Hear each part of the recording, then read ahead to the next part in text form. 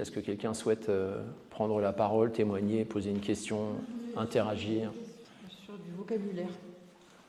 Alors, est-ce que tu fais une différence? Je ne peut-être pas la meilleure place pour y répondre, je t'écoute. Est-ce que tu fais une différence entre mensonge et falsification? Ah oui, énorme. Ah oui, le mensonge fera partie de la volonté. Comment dire ça? Faut que je sois précis du coup. Je reprends, je viens de dire, attends, comment dire ça autrement, et il faut être précis. La falsification ne requiert pas nécessairement l'action de la parole. Le mensonge, automatiquement. Ça répond à la question ou... Oui. Tu peux nous donner un sujet? Parce que moi, je peux t'en donner un, en fait. La falsification de la lumière, depuis des temps immémoriaux, les êtres humains pensent entreprendre un voyage au travers de tunnels de lumière qui les emmènerait vers le royaume de la mort, et cette lumière est falsifiée depuis 27 000 ans. Pourtant, pour eux, c'est une vérité.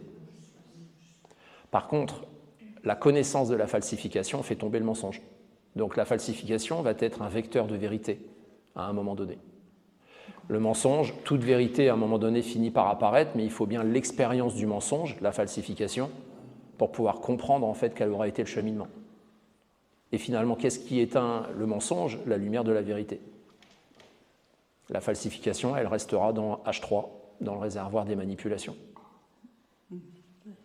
en termes d'expérience. Alors s'il n'y a pas de tunnel?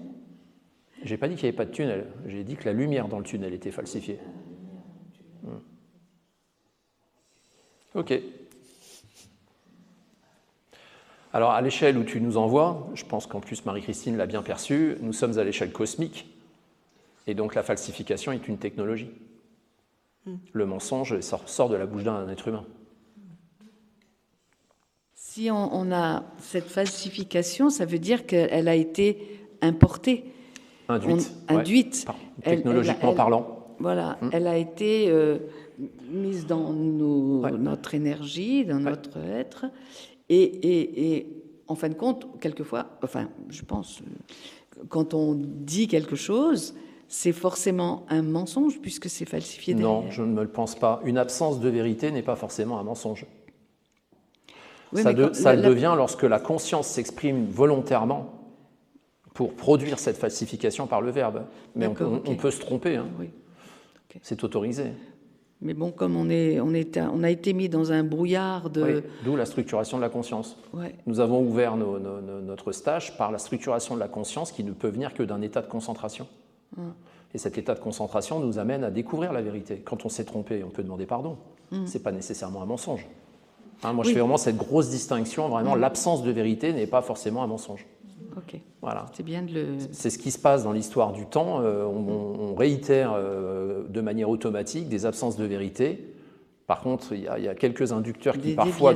oui, et quand par contre on ressent que quelque chose, ça a été le sujet de notre stage, quand on ressent que quelque chose ne tient pas debout, vient nous perturber, nous bousculer, il faut approfondir pour atteindre cette vérité.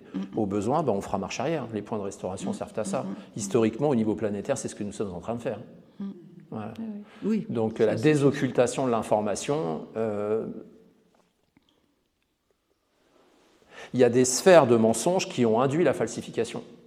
Mais tant que tu n'es pas en mesure, par la connaissance, d'identifier ces sphères, tu nourris pas le mensonge. Tu y participes, tu y contribues, mais par ignorance. Oui, voilà. Par contre, une fois qu'on le sait, là, il ne faut plus ignorer.